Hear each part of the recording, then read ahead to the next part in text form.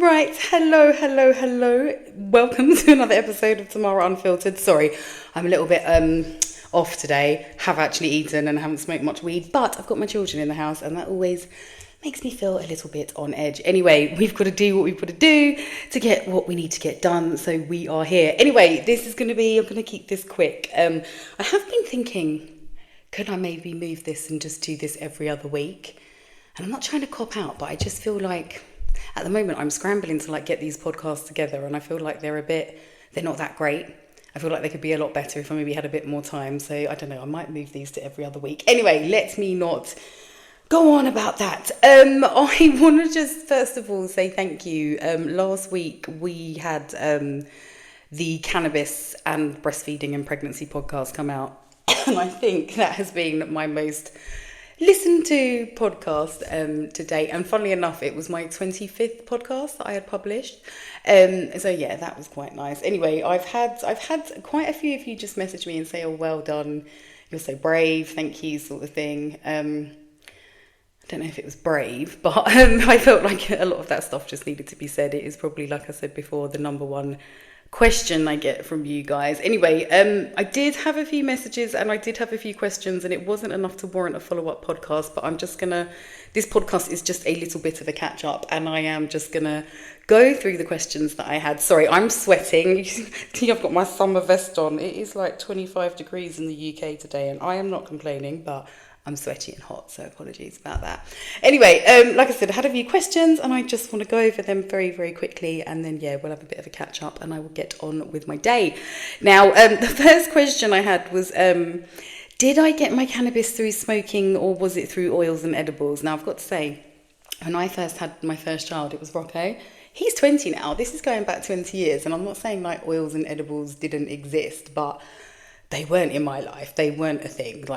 That just wasn't what I was doing. So I'd never done oils and edibles really in any of my pregnancies until I think my last one I'd had a little bit, but I very quickly realised it was of no use. I do understand that when it comes to what you're sharing with the baby, and this is going to sound so terrible, but you're not sharing your air supply, but you are sharing your food and drink supply, right? So I personally wouldn't do edibles or anything like that whilst I was pregnant and or breastfeeding, just because it's going straight to the baby. I mean, not only is it a fucking waste, I feel like it's funny to say this given what we're talking about, but I feel like it's a bit irresponsible. Plus, you're not getting from them what you'd want to normally be getting from them. It's like normally when you eat anything, everything, all the goodness is just going into the baby, and that's why you feel so awful all the time. So I think it's the same with the oils and edibles. I would just personally avoid them, and I have avoided them. Second question was, did I use tobacco? Now, unfortunately, yeah, I did. I mean, at the time, I did feel bad. Although, God, there's so much evidence now about nicotine and how it's so good for you and it's a health product and blah, blah, blah. This is not the podcast for that. I'm not getting into that now. But I did with all of them smoke, and I did use tobacco, and it was only on my last pregnancy, because my last pregnancy was, I think it was probably about a year or two before I stopped being vegan, and prior to that I'd been 6 years vegan, so I was, not this has got to do with anything to do with smoking, but I was ital, everything was pure, so there was no tobacco in my spliffs, it was just pure weeds, and I was just eating, I'm not going to say I was a healthy vegan, but it was all just, vegan food and stuff, which I think I actually want to do another podcast on, because I don't really regret anything. You can't have regrets in life, but I do wonder if me being vegan, I do not wonder, because I know me being vegan for so long kind of made me quite unwell, but I don't know if that affected my pregnancies. I'm not too sure, but yeah, I did use tobacco with all of them, and yeah, I think looking at all the kids, you can't really, I mean, they're all very, very different, but there's not any noticeable difference like that, I would say. The third question, probably a really good question, was, did I cut down? Now, honestly, I did, because as much as I was well aware that it was okay, I could be smoking, I was also aware that it would be better to not be. So I kind of, with all my pregnancies, just tried to limit it to what I I mean, arguably you could say you don't need any of it, but what I felt like I needed, it wasn't just smoking for funsies or for like, just for the sake of it. I did try and just smoke what I felt was necessary. Like, because like I said before, I was so sick and I feel like it helped the sickness so much. So it was more like I was smoking to ease my sickness and to help with like my sleeping and stuff like that. So yeah, I did definitely cut back. Now, somebody asked, where can they find more information about all of this? I'm going to be honest, I think the reason it was the most watched podcast is because nobody is really willing to speak about this, which is fair enough. But there is not much research, and the internet is just like, it's almost like the whole of the internet has become the dark web. It's really hard to navigate. There are far too many... there's far too much misinformation on the internet, and I just think it's a really hard place. I think when I was younger, I'm going to make myself sound really old now, but when I was older and like the internet was kind of a bit more brand new, it was a lot easier to navigate and find what you needed to find. And now there is just a lot of propaganda. But what I would say is seek out forums. I find forums, for me personally, regardless of what I'm like researching or trying to look into, I think forums where you are hearing the experiences of the people who, you know, you're trying to, or you want to relate to, when you go on the forums, you just get raw, kind of authentic opinions, and you can kind of gauge a lot, I think. That's how do you know what? That's how I got so into NMN, because I started reading like on the Reddit forums and stuff, and the things people were saying. And also it's really good for information. I guess that's what a lot of you were trying to find out, like, you know, a lot of tips and stuff. You know, I discovered a few little things about NMN that I wasn't aware of, that, you know, the company I was buying it from didn't speak about or anything like that. So I found it really interesting. And I find with anything, especially with stuff like this, it's a bit more, you know, you're not gonna find many books written on it, or, you know, studies and stuff like that. So when you get into the forums and you can actually see people's opinions and their experiences, I find that to be really helpful. Funnily enough, that's why I didn't end up vaccinating any of my children, because that's another podcast for another day, but I went down quite some dark rabbit holes. And if you just read, you know, actual accounts of the parents that have had their children vaccinated and how it's gone horribly wrong, yeah, I did that really helped make the decision for me. Anyway, point is, the matter is, if you want more information on this, you're probably not going to find too much professional information or whatever, factual information, but you can find... go to the forums, look up what the people are talking about, and just have a read. I think that's where I find so much information. Now, finally, that study by that Dr. Dreyer, that is probably, I have said previously, that's one of the only studies done on this. And it's probably the most important one, because they are not, I mean, I've said this before, they are not going to fund studies that are going to go against the answers that they want. You know, if you are a drug company trying to sell whatever drug, the last thing you want is to run a trial where somebody says cannabis can do the same thing, because, you know, it's such a wonderful product and it's so easily produced, but they can't tax it and patent it and all of that. So I would say you're not going to find that kind of information, but the forums, they're a really good place to start. Anyway, this lovely lady had messaged me, and I just want to address this quickly, because I mean, this is not an agony aunt podcast, far from it, and I'm probably not one to be giving advice on anything, but I just wanted to put my 2 pence in. She had said that she's a first-time mum and she's really struggling to cut down smoking after leaving an abusive relationship. And honestly, I would just like to say, if that was me, I would be really... But not, to be honest, if I was back when I was pregnant, I wouldn't have had this hindsight. But if I could go back, I would be so much kinder to myself. Being pregnant is not easy. You are literally producing a whole human. It is very taxing on your body. And that aside, you know, that in itself is a whole fucking job. But then you're dealing with, you know, trauma and, you know, breakdowns of relationships and mental health and all that kind of stuff. And so I would say, again, this is not advice, I'm not a doctor, but I would just say you need to do what you need to do to keep yourself happy. One thing I wish I had been taught, and it took me 5 fucking pregnancies to figure out, but like the stress that you go through when you're pregnant really affects your baby. Like, I'm not saying colic doesn't exist, but I am definitely saying it is fucking relative to how stressed you were when you were pregnant. The two most stressful pregnancies I had resulted in the two most stressed out, upset, sad babies I've ever had. Like, it was just, I don't know, it really does affect them. And so I think now if I was to do that again, I would just do everything I could to make sure I wasn't stressed and that I was like super fucking happy and my vibe was good and I was feeling great every day and I was focusing on like really having like this happy environment for my baby to grow in. It sounds so fucking woo-woo and so earth mother, but it makes such a fucking difference. Honestly, it really does. Anyway, I've done 5 pregnancies alone now.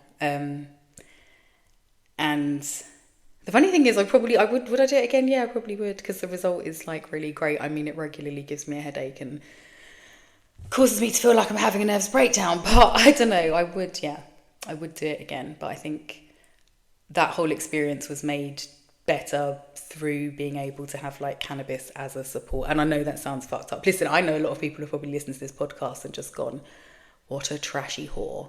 And that's okay, because I understand. Well, first of all, people need to think badly on other people because it helps them to feel better about themselves. But I do understand, like, I could have done better. Like, I do know that, but I've done my best, and my best is all I could fucking do, and it's all I've got. It's all I fucking got. Anyway,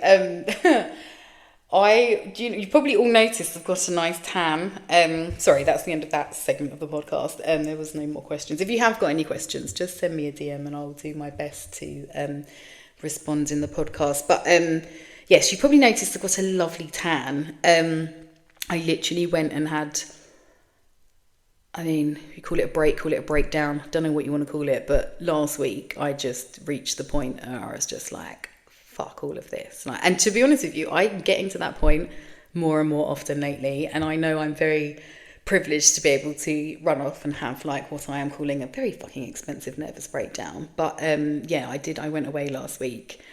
I just thought I'd talk about that really because, well, just this perimenopause. And the thing is, I keep calling it perimenopause because I don't really know what else it is to, like, what else can explain like this insane rage that just keeps bubbling up in me with not much to like make it bubble. Like, it really does. I've always had a short temper, but of late it's like I don't even have like that thing where I can count to 3. I'm just like, 1 fucking let's go, and I'm just, oh god, so fucking bad. But last Friday, I had a huge row with my baby father, like literally outside my house. It's so fucking embarrassing.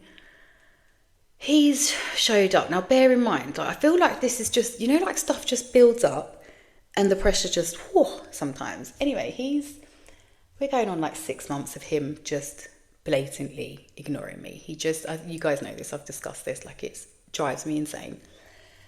Anyway, he's had to come and drop some money for his stepkid wants to pick up from me. Anyway, so he's had to like basically come to the door and have a little exchange with me or whatever, which I'm pretty sure fucking killed him inside. But anyway, so he's given me this money, I've put it on the side. So the kids are getting ready, and like Kale's gone out to the car and he's like pulling the car door because it won't open. Anyway, so his dad's just like pushed the door and the fucking door's just lit Kale in his head. And oh my god, Kale takes a lot to make him cry, and he just burst into tears because it was a real hard like. Anyway, so and then my baby father, instead of like a normal person who would just say like, oh my god, I'm so sorry, like let me give you a hug and pick him up, he just started shouting at him. He just started, what did he even shout at him about? He was like, oh, you lot are always arguing about who wants to sit in the front. Of course they do. That's the argument they have every fucking day. It drives me mad too, whatever. But he started shouting at him, and I don't even know what colour is past red, because I just saw that and I just flipped my fucking lid. I was just like, don't you fucking shout at him, you cunt. I was like, you're so fucking I don't even know what I was saying, but all I know is I was like, I'm gonna beat you up. I'm gonna put your fucking windows. I was just doing like council house, trash mum, like, does she smoke meth mum? Like, you know, I was just really out there losing my fucking mind, and I was just like, fucking leave before I kill you. And all this is in front of the kids, which I really try not to do, because they only see what they fucking see. They don't see all the stuff that goes on behind closed doors that makes their dad like a grade A cunt. They just now see me fucking blow up and threaten to beat up their fucking dad, who looks fucking scared, like pussy hole. Anyway, so I lost my tiny fucking mind. And then obviously he's driven off because he was scared. And I just come in, I just burst into tears. I was just like, I'm just so fucking fed up. And I know it sounds so silly because in the grand scheme of things, nothing could really happen. But it's almost like everything just come flooding back. Like that narcissistic, that way that they do that thing where like, they're talking about the thing that's not even to do with the thing, and you're like, it drives you insane. Like, and I don't know, I just literally fucking flipped, and I got so mad, and that was Friday night. By Saturday lunchtime, I was at Gatwick. I'd booked like this thing on lastminute.com, and that was it. I flew to Greece, and I got this book. You lot know I love my Kindle.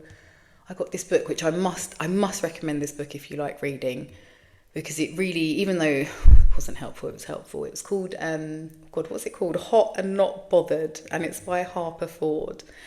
And but this book's about her going through what is essentially perimenopause, menopause, whatever you want to call it. And she's just losing her fucking mind. But I've never related to a book so much in my life. And I just literally was reading this book on the plane, streaming. My eyes were just crying. I couldn't stop fucking crying.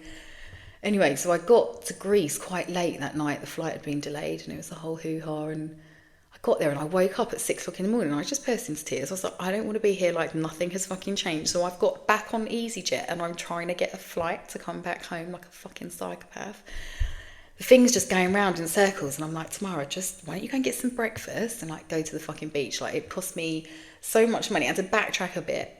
Like the 2 weeks before, I was desperately trying to like get some money together so I could take us all on holiday.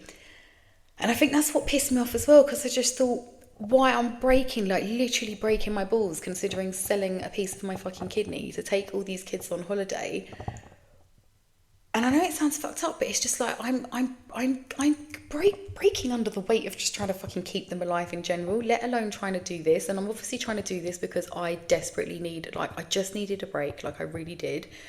And it's like, obviously I've got these fucking 5 broke besties that I can't just get the time away from them like that. And then I do feel bad, like, why, we should all be going together. So I was trying to like get the money together to do that, and obviously failed miserably because, well, I'm not fucking Bill Gates.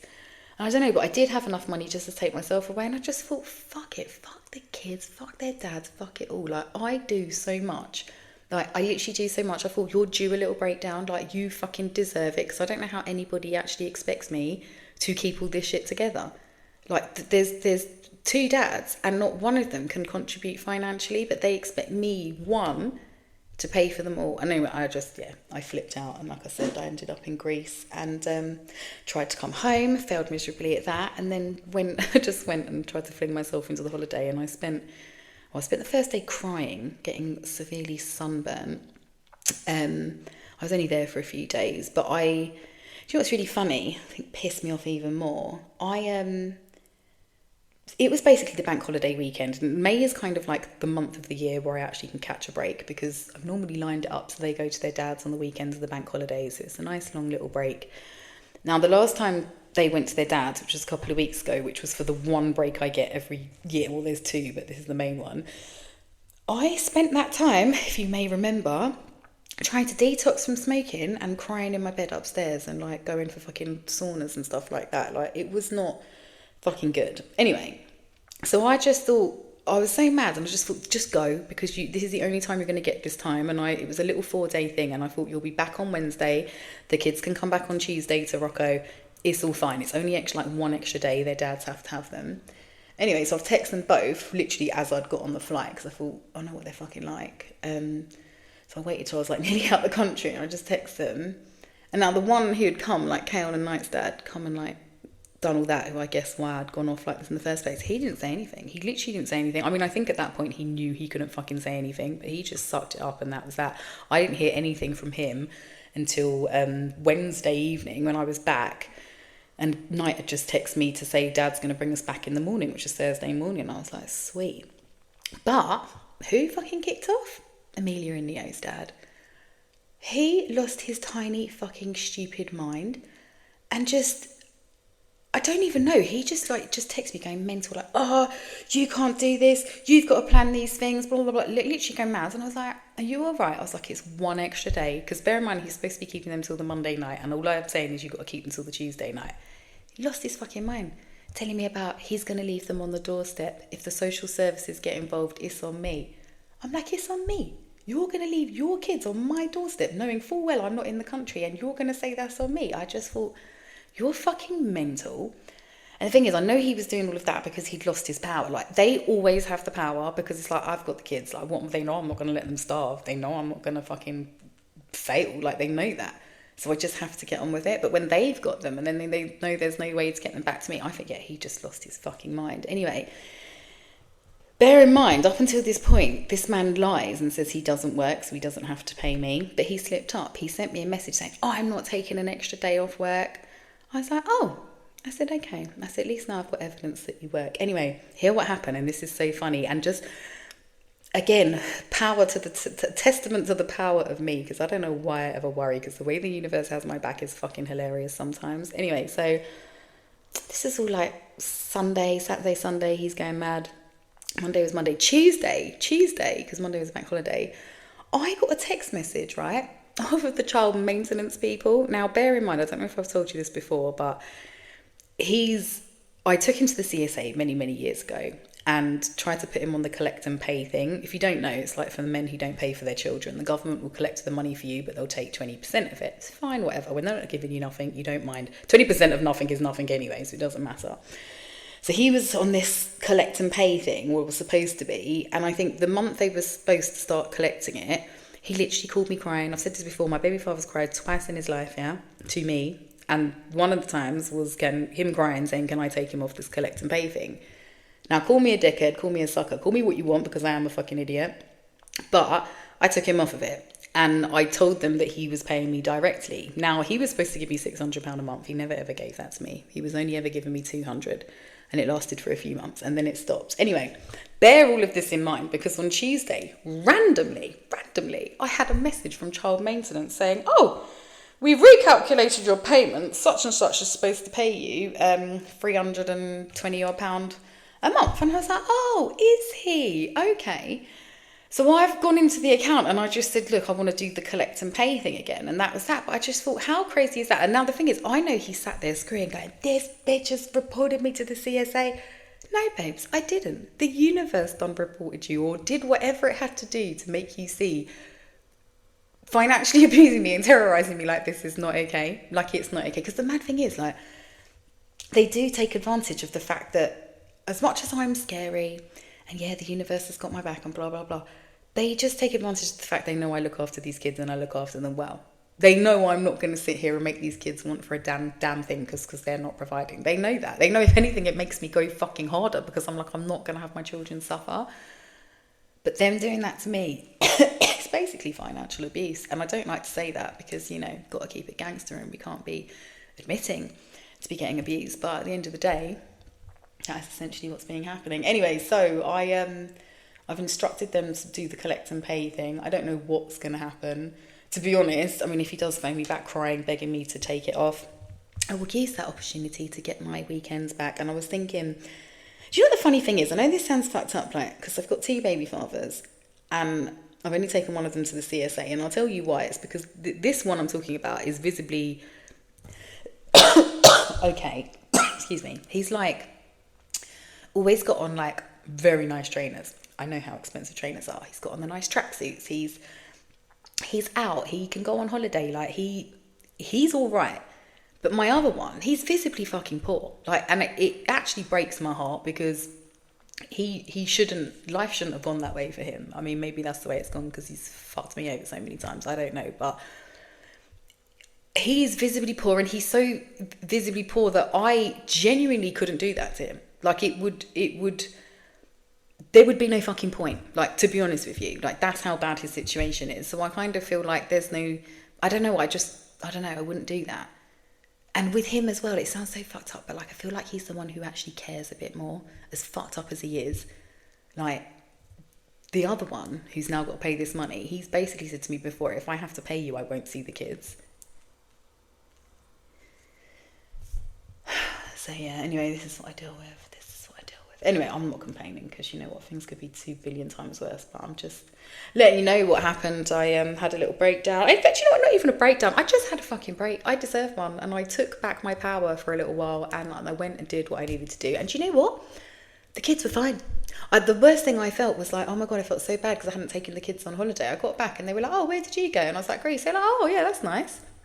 And went upstairs. They just didn't fucking give a shit. I'm going to end this on this because I just want to remind you that if you are a parent, you being selfish is one of the best things you can do. I swear to God, and that sounds so fucked up, but you being selfish and putting yourself first will make sure that you've actually got happy children.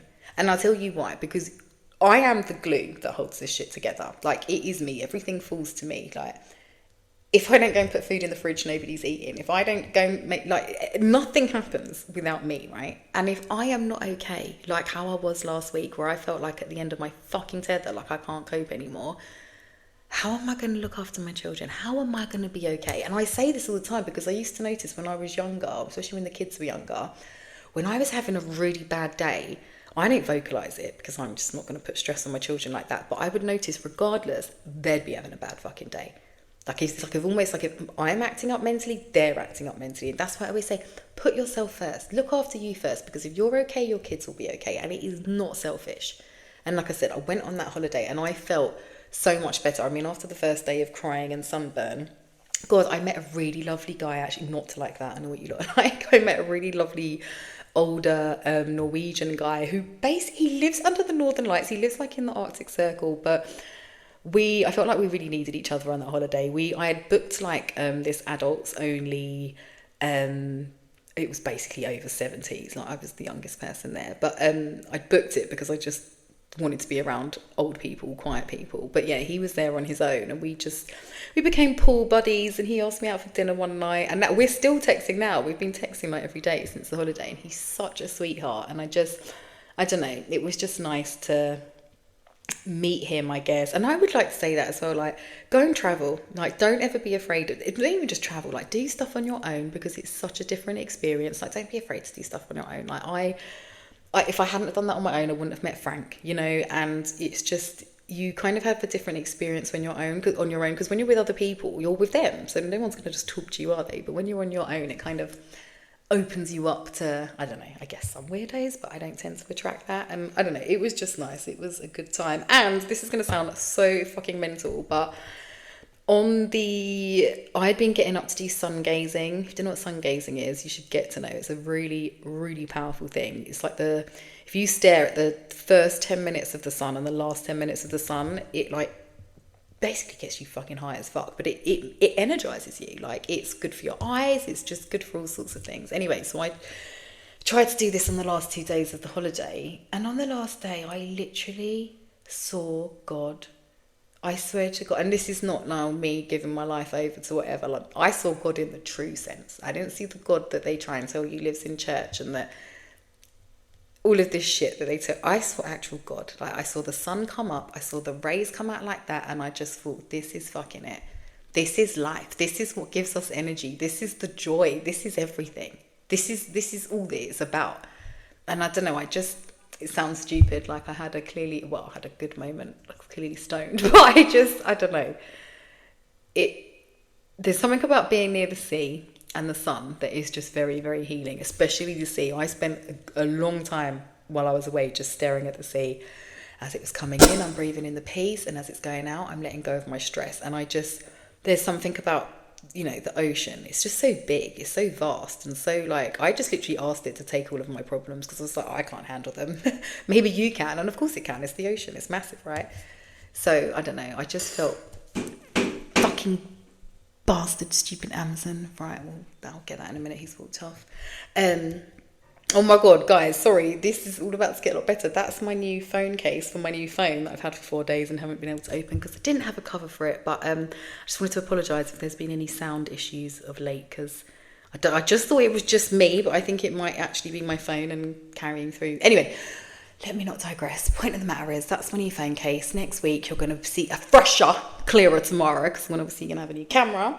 And, hopefully some better sound. Anyway, I'm just going to I'm going to leave it at that. I had some other stuff I wanted to talk about, but do you know what? I'm going to do it in another podcast because I need to get going. But I think our next podcast, I'm going to talk about all my pregnancies. I guess that's the natural progression on from the whole smoking thing. But yeah, I'm going to talk. This man on my parcel, I really need to go. I swear he's just come back to take it. Anyway, I'm gonna do a podcast on all my different pregnancies, and anyway, I'm gonna go.